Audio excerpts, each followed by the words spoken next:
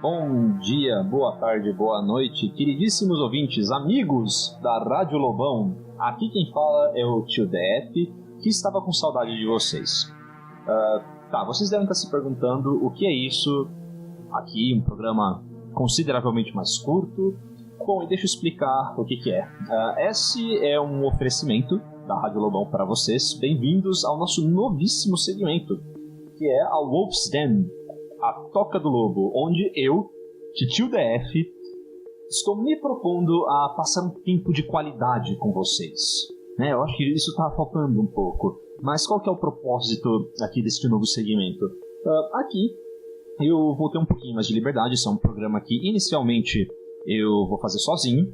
Eu estou sentindo uma certa falta, digamos assim, de falar um pouco sobre música, né? O Wolf Transmissions tem ficado cada vez mais denso e a gente tem explorado temas cada vez mais nichados e tudo mais, né? E eu acho que a proposta original, que veio lá desde o Black Tape, né, que foi de falar um pouquinho sobre música e tudo mais, ela acabou ficando mais em segundo plano. E isso é algo que eu particularmente sinto um pouco de falta. Então aqui eu lhes convido a adentrar a minha man cave, onde a gente vai falar de música nichada. Sim, vamos falar de música nichada. Afinal de contas, se for pra ficar falando de porcaria de música mainstream, vocês têm outros canais aí no YouTube pra falar desse tipo de coisa. Aqui eu vou falar sobre as coisas que eu gosto, e quem quiser sentar e ouvir é mais do que bem-vindo.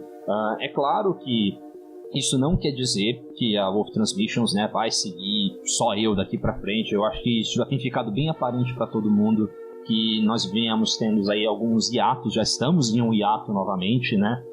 Mas é porque, infelizmente, as nossas agendas, né, a minha, a do Vradetor e do Hyper, elas têm ficado um tanto dispares de um tempo pra cá. Não se preocupem, vamos continuar gravando, tem muita coisa ainda pra sair na Wolf Transmissions, mas aqui, a Wolf's Den, a Toca do Lobo, eu vou ter um pouquinho mais de tempo, por assim dizer, né, pra sentar aqui e falar sobre algumas coisas que talvez a gente não fale mais tanto nos episódios regulares, e talvez a gente faça alguns adendos em alguns episódios também e tudo mais, mas eu diria que o que nós temos aqui hoje é algo que nós vamos usar mais para fazer, né?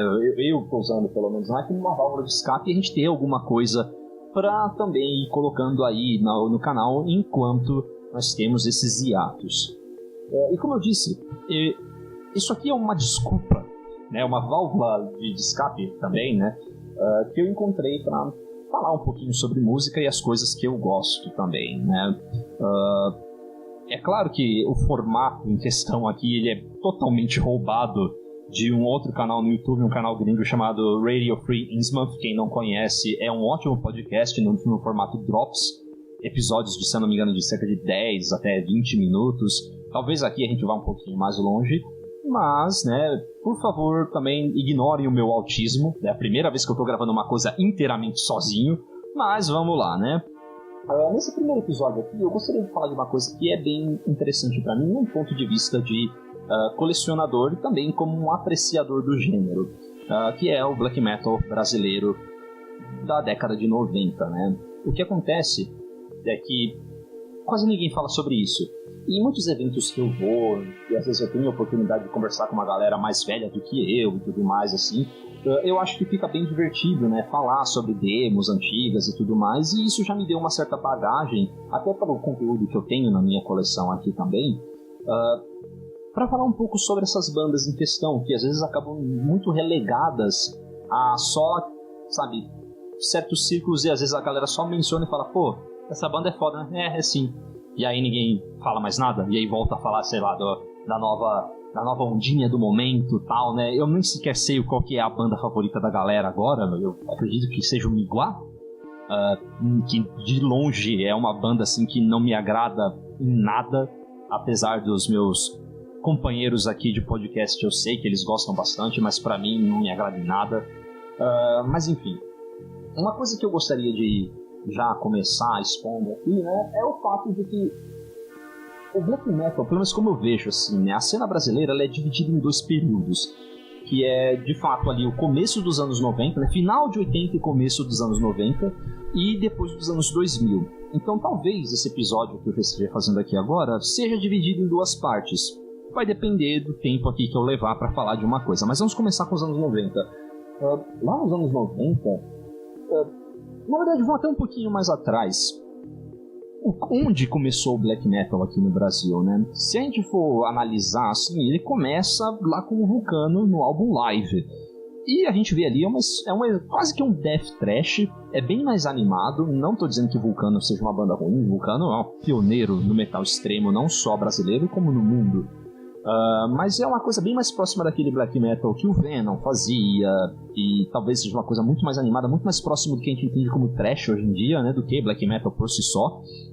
No entanto, eu diria que ali estão os primórdios da cena. É claro que depois disso nós teríamos o Sarcófago e toda a cena de Minas e tudo mais, né? Mas esse não é o nosso foco de hoje, né? Mas porque sabemos que por mais que essas sejam bandas formativas do gênero, o meu foco aqui são, talvez, vamos dizer assim, os unsung heroes da cena brasileira, porque nós tivemos várias bandas ali que lançaram coisas nos anos 90, finalzinho de 80, e que infelizmente não tem o seu resgate devido.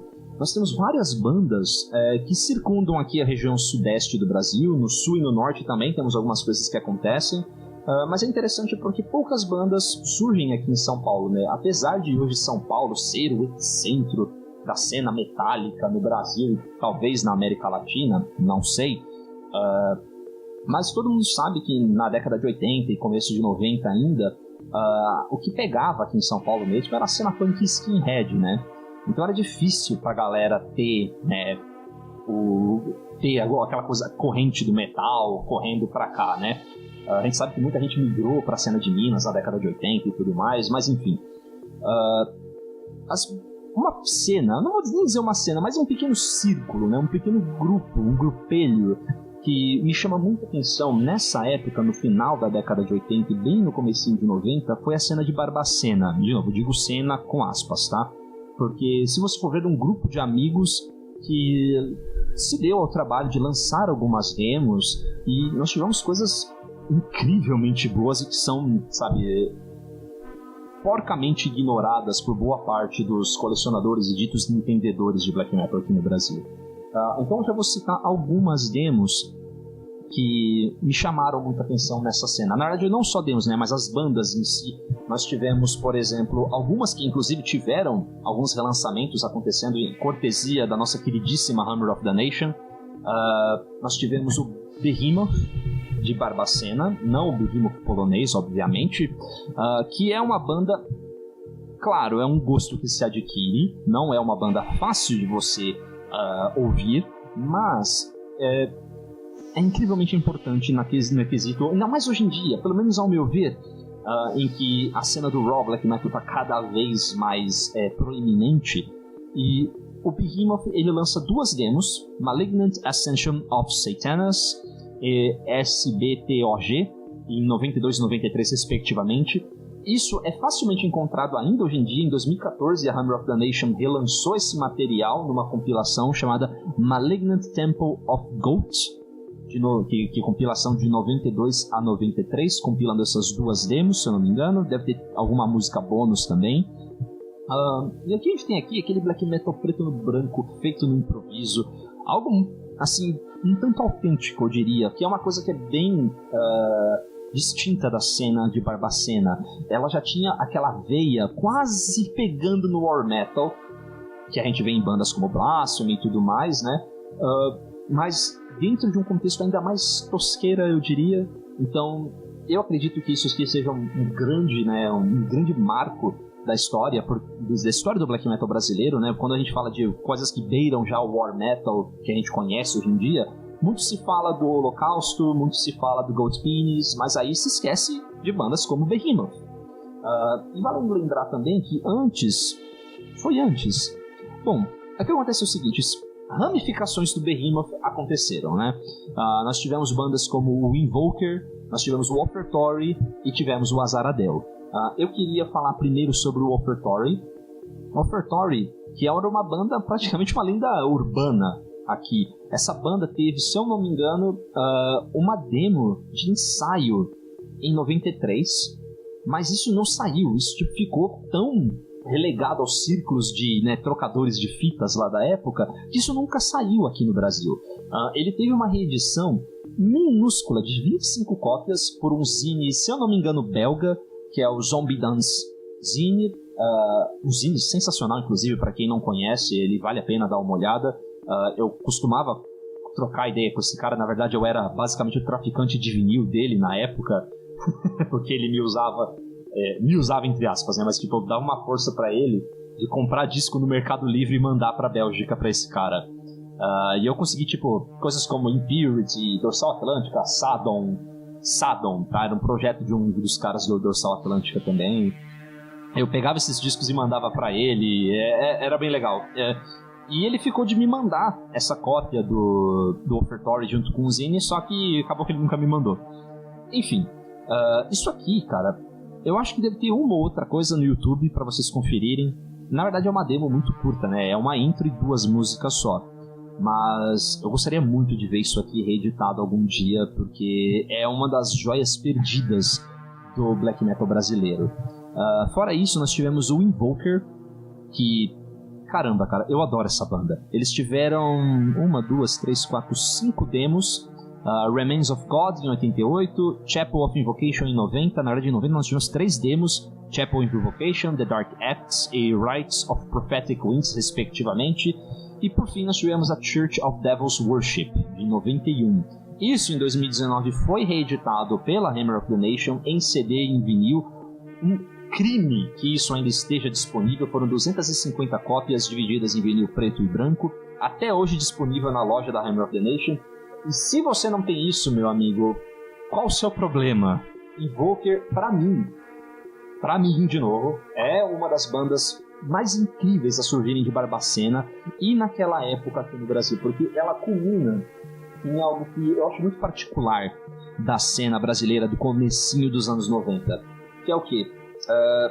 Eu, como um sujeito que cresceu, que teve seu primeiro contato com o black metal, digamos assim, nos anos 2000, né, lá por 2003, 2004, já era uma época que era pós o advento da internet, né? A internet já começava a se popularizar por aqui, quase todo mundo tinha, você tinha as lan houses e tudo mais, e devido a vários fatores, né, tipo, tiveram reedições de muitas bandas norueguesas aqui pela então Somber Records, Black Metal Attack e outras gravadoras, acho que a própria Mutilation também, eu não vou me lembrar agora, mas essas gravadoras começaram a lançar muita coisa norueguesa aqui no Brasil. E outra coisa que também foi bem proeminente, né, foi bem um fator assim, não vou te chamar de divisor de águas, mas bem importante, foi a publicação daquele artigo do Varg Vikernes na Obscura Arte, uma versão traduzida dele, contando toda a versão da história, né, do Burzum e do assassinato do Euronymous pela própria mão do Varg.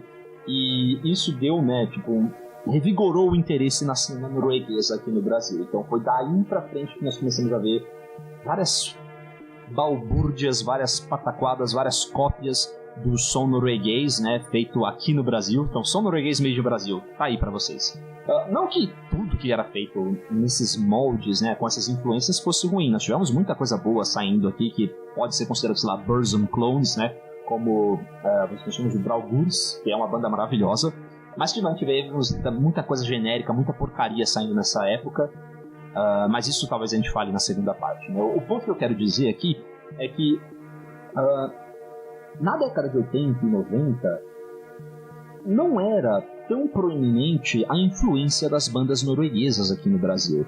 Na verdade, o que eu vejo é que nessas bandas antigas a gente tinha 2 influências que eram majoritárias. E quais eram? A cena grega, principalmente Rotenchrist e Varatron. Eu diria que Varatron mais ainda, porque eu sei que as demos do Varatron corriam soltas por aqui, no pessoal que trocava fita. Nós tivemos aquela split com Necromantia também, que saiu pela Hellion Records, hoje em dia uma raridade tremenda. E nós tivemos também outro que saiu pela Hellion Records. Eu deveria até fazer um episódio sobre a Hellion Records em algum momento, porque eles lançaram muita coisa foda aqui na década de 90, cara. Mas foi também o lançamento do primeiro álbum do Samael, Worship Him. E eu tenho certeza que as demos do Samael também corriam soltas por aqui. Então, Varatron e Samael foram, ao meu ver, as influências maiores no black metal brasileiro daquela época dos anos 90. É claro que antigamente, já, com certeza, havia de fato o contato com outras bandas, mas essas duas são as que vão realmente moldar o black metal daquela época. Porque se vocês analisarem, o black metal nos anos 90 aqui no Brasil, por mais que ele já tivesse, como no caso do Invoker, que eu citei agora há pouco, e do Behemoth, e do Offertory, ainda falando de Barbacena, nós tínhamos outra banda envolvida com esse gênero, com essa turminha aí, que foi o Azaradel. E o Azaradel já é o perfeito exemplo disso que eu quero explanar aqui pra vocês, que é o quê? O black metal brasileiro, ele era muito galgado em atmosfera, não em velocidade, não em violência, mas em atmosfera, quase Doom. E o Azaradel é uma prova disso. O Azaradel, depois de um tempo, ele se tornou quase que uma banda de gothic rock, se eu não me engano. Eu acho que ele mudou de nome durante um tempo e se tornou uma banda de gothic rock. Hoje em dia é uma banda de black metal ainda, sim, mas com uma influência, uma pegada Doom muito forte, né? Também teve uma reedição das suas demos da fase black metal saindo pela Hammer of the Nation em 2011, compilando as demos Of Satanus, Avernus e Perpetuating the Law. Em 2020 nós tivemos uma EP de músicas inéditas, se eu não me engano, chamado Fallen Angel, também pela Hammer of the Nation, algo que ainda falta na minha coleção, 2 músicas novas. Mas vamos analisar outras bandas que também partilharam dessas influências, né? Aqui em São Paulo mesmo, né? Porque, como eu disse, a cena, né? A força mesmo do black metal aqui no Brasil, ela não estava necessariamente em São Paulo naquela época. Ela estava no circundante ali das regiões sudeste, Minas, Rio tiveram várias bandas também nos anos 90, no sul, né? Nos 3 estados sulistas e algumas no norte. Mas em São Paulo nós tivemos algumas bandas assim, né? Por exemplo, nós tivemos o Profane Creation, que lançou, se eu não me engano, 2 demos, outra também que teve o tratamento aí, né, de resgate por parte da Hammer of the Nation. Nós tivemos o álbum Nema relançado, a demo Supremacy e acho que Reflections on the Dark Side. Sim, eu acho que foi tudo que saiu então do Profane Creation naquela época teve essa reedição pela Hammer. E é uma banda de novo, é um black metal muito mais arrastado, muito mais atmosférico, que tem aquela sua pegada mais doom e que não tem tanta atenção assim, o que é uma tremenda infelicidade. Também uma banda clássica que eu vejo ela muito, de certa forma, ignorada. Existe sim um consenso de que eles são um dos grandes clássicos do black metal brasileiro. No entanto, tipo, eu vejo que é muito relegado, tipo, porra, essa banda é foda, né? É assim. E aí, tipo, volta a falar lá do Migwa.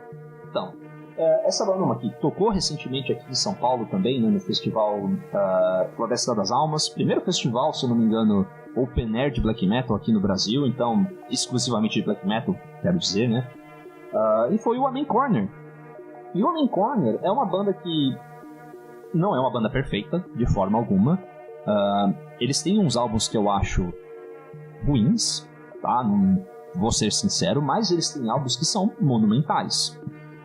Como é o caso do primeiro output deles, eu imagino que seja o primeiro output, que era The Sons of Cain. Deixa eu ter certeza. Sim, nós vamos conferir o Metal Archives aqui em... aqui. Então, eles tiveram uma demo chamada Eternal Prophecies em 92, a EP Amen Corner também em 92, em 93 pela Cogumelo nós temos o lançamento do primeiro álbum, Fall Ascension Domination, e aí em 94 nós temos a EP The Final Celebration, em 95 o álbum Iakove Terrila. Tudo que nós temos aqui, desde a demo de 92 até o álbum de 95, tudo isso aqui é ouro. Tudo isso aqui é ouro. Depois nós tivemos os álbuns Lucification, que eu particularmente não sou muito chegado. Nós tivemos o álbum Leviathan Destroyer em 2010, que também não achei muito legal. Christ Worldwide Corporation em 2014, né? E aí teve um álbum em 2018, Under the Whip and the Crown.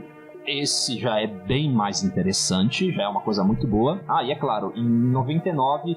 a EP Darken in Kirhareset, que é muito boa. Mas o que interessa pra gente, de novo, é a demo de 92 até 95. Tudo isso aqui é monumental e incrivelmente underrated. Então, de novo, todo mundo que você pergunta, o que você acha da Main Corner? A Main Corner é foda, mas ninguém dá realmente o valor pra essa banda. Eu acho incrível que até hoje não existam tantas reedições ou alguém lá fora não tenha demonstrado interesse. Eu sei que recentemente, eu acho que uma gravadora holandesa relançou o álbum Yakov Vetehila. A banda até, se não me engano, tava passando aqui, mas porra, 500 conto não dá, né, meu amigo? Então, fica aí, né? Eu acho que esses álbuns, eles estão hoje em dia facilmente acessíveis. Eu sei que eu tenho uma edição aqui do Fall Ascension Domination em CD e ele conta com a EP The Final Celebration como bônus. Então vale muito a pena para quem não conhece a Main Corner. Eu classificaria a banda como Black Doom, apesar de aqui no Metal Archives constar só como Black Metal. Ainda falando do Sul, nós tivemos outra banda que passou por algumas mudanças, né? Que foi o Murder Rape. Murder Rape também é um eterno clássico do Black Metal brasileiro, que é outra banda que todo mundo concorda, é foda pra caralho, mas tipo, também acaba meio que sendo relegada a uma, vamos dizer assim, a uma ignorância coletiva. E é uma banda que mudou consideravelmente desde a sua concepção, né? O Murder Rape, ele começa como uma demo, se eu não me engano, deixa eu só conferir o ano aqui.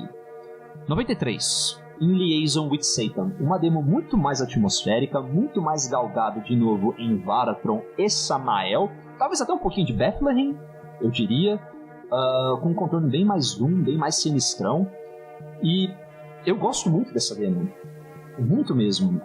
E aí depois disso, em 94, nós temos o Celebration of Supreme Evil, disco de vinil lançado também pela Cogumelo Records, talvez um dos discos mais raros da Cogumelo hoje em dia, talvez rivalizando até com discos do Sarcófago, Holocausto e Sepultura.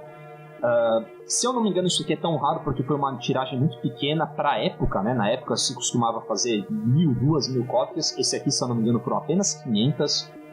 É um disco raríssimo. Recentemente eu acho que ele foi relançado em CD, não tenho certeza por quem, talvez pela Mutilation Records, mas vale a pena. Eu ainda prefiro a demo, mas o CD, o álbum Celebration of Supreme Evil ainda é muito bom.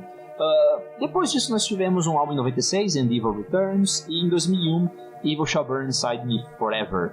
Cada álbum do Murder Rape é um tanto diferente dos demais. Celebration of Supreme Evil, de novo, é uma coisa mais galgada para o Doom, And Evil Returns já é um pouco mais rápido, Evil Shall Burn Inside Me Forever já é meio que uma chupação de rola da cena norueguesa, um pouco. É um álbum bom? Muito bom, mas já é, de novo, como eu disse, aquele fenômeno, né, de 2000 pra frente, a gente acaba vendo um boom no interesse pela cena norueguesa. Depois disso nós tivemos um álbum em 2003 e outro em 2020, recente até. Eu não ouvi nenhum desses dois álbuns, não sei, mas tudo que a Main Corner lançou até 2001, tudo vale a pena vocês darem uma conferida. Mas, de novo, se vocês forem conferir o que foi lançado na década de 90, eu recomendo bastante a demo In Liaison with Satan e o álbum And Evil Returns. Não que Celebration of Supreme Evil seja um álbum ruim, muito longe disso, mas esses são os dois lançamentos que eu prefiro da década de 90. Vale lembrar também que, falando já que a gente está falando da cena no Sul, nós tivemos lá o Gold Penis com as suas demos, né, o Death on Sabbath, Blessed by War, Jesus Coward, e por mais que o Gold Penis tenha sido uma banda um tanto divisora de águas, até eu diria, aqui no Brasil, né, com o lançamento do primeiro álbum que acontece só em 2004, com o Inhumanization, eu acho que era uma banda um tanto mais sinistra, né, que também não era tão focada na velocidade, era mais focada em atmosfera e em soar maligna, do que, né, soar violenta e tudo mais. Então, principalmente eu diria a demo Jesus Coward, ela tem bastante dessas influências das bandas que eu já citei anteriormente, e talvez não vou dizer que se perca, mas ela se torna um pouco mais homogênea com as demais bandas que a gente está dando uma olhada aqui. Tudo isso vale muito a pena vocês conferirem. Deixa eu pensar. No Rio de Janeiro nós tivemos também algumas bandas incríveis. Por exemplo, nós tivemos Mephistopheles. Eu acho que isso foi relançado aqui no Brasil, se eu não me engano a banda tem 2 demos, The Black God e outra que agora eu não me recordo. Vamos conferir aqui. Mephistófeles. Ok. Sim, 2 demos. Não, pera. Eu peguei a banda errada. Foi mal aí, galera. Existem, pelo jeito, tipo, vários Mephistófeles aqui no Brasil. Pelo jeito existem vários. Encontrei aqui. Então, a banda teve 2 demos, ambas de 92, The Black God e The Prophecy. A banda, sim, é uma banda de Black Doom. E sim, meus amigos, isso foi relançado em janeiro de 2018 pela Voz da Morte Productions, CD, 500 cópias, compilando as 2 demos. Isso aqui é um Black Doom tosco, maldito, que cheira a mofo, que... eu até poderia dizer, mas eu acho que é bem improvável. Mas com certeza isso aqui deve ter influenciado... De novo, é bem improvável, mas... Talvez, não sei, eu sonhar é de graça, né? Pode ter influenciado muitas bandas ali da Legião Noir, porque a delivery é a mesma, sabe? Aquele som cru, podre, velho, com a fita mastigando, que cheira a mofo e a coisa velha. Isso aqui é sensacional. E eu adoraria ver isso aqui saindo em vinil em algum dia, mas eu acho que o CD vale a pena. Eu não tenho isso aqui na minha coleção de CD ainda, mas eu acho que eu vou providenciar em breve. Deixa eu lembrar aqui algumas outras bandas. Vamos falar de algumas bandas do norte e nordeste do Brasil. Uma que me chama a atenção... Deixa eu pegar aqui. Sim, Necrolust, da Bahia. A banda teve 2 demos, e esse aqui vale muito a pena vocês conferirem. Christ's Excommunication and Q&I by Satan. Essas demos foram também... relançadas em CD aqui pela Brazilian Ritual Records, se eu não me engano num CD duplo ou no formato A5, alguma coisa assim, mas vale muito a pena vocês darem uma olhada nisso aqui. É tipo, sabe, bem remanescente também, tipo de um quase war metal. Eu acho bem interessante. E no norte também nós tivemos, mais pro nordeste, um pouquinho mais pra cima, deixa eu ver aqui. Eu só quero ter certeza aqui do nome das datas das demos, tá, galera? Então, tenha um pouquinho de paciência aí comigo.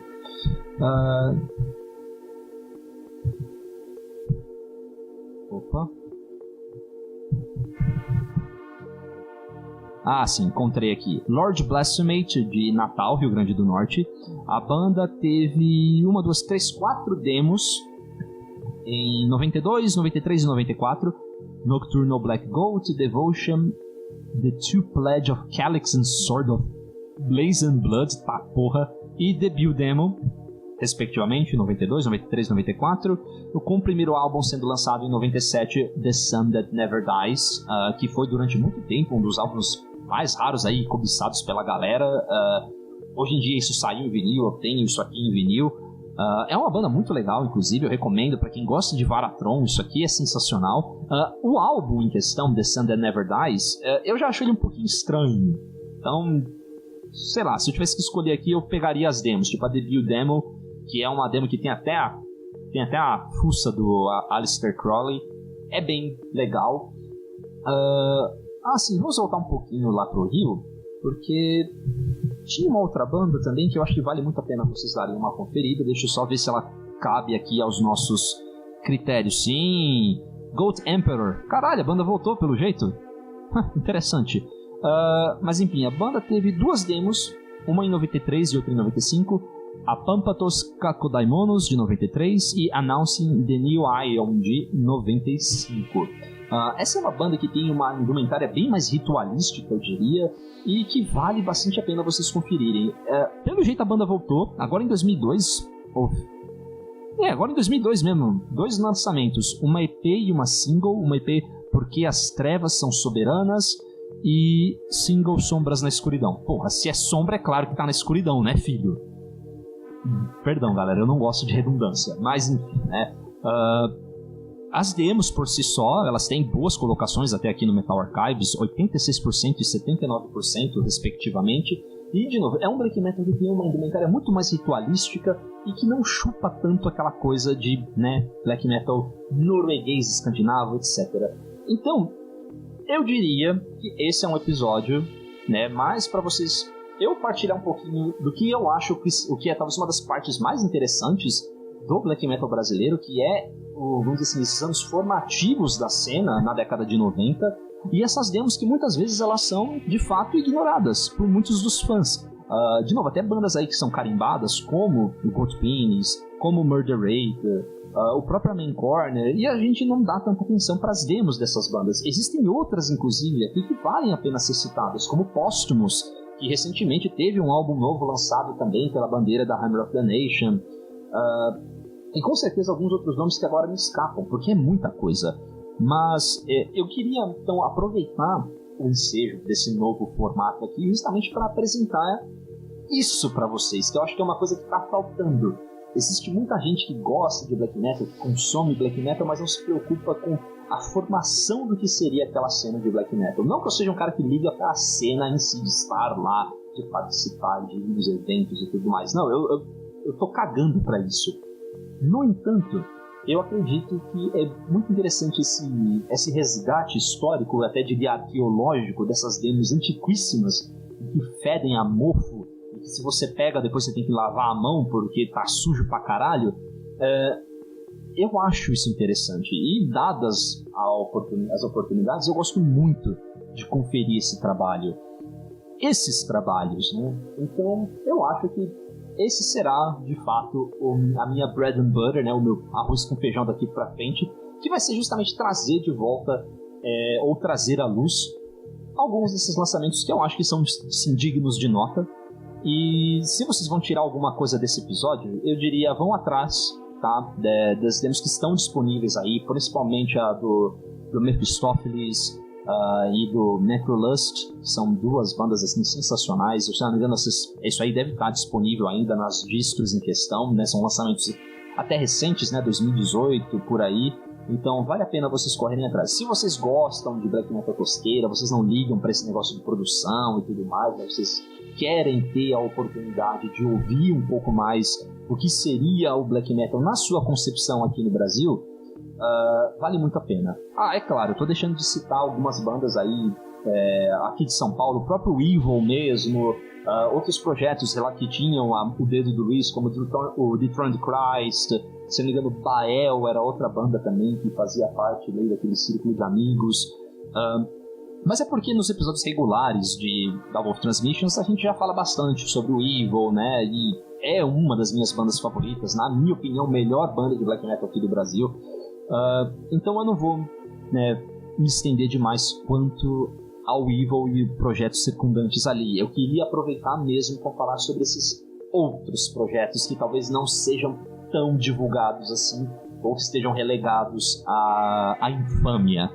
Mas é isso, meus amigos. Eu agradeço a oportunidade, então, de fazer esse novo formato aqui para vocês.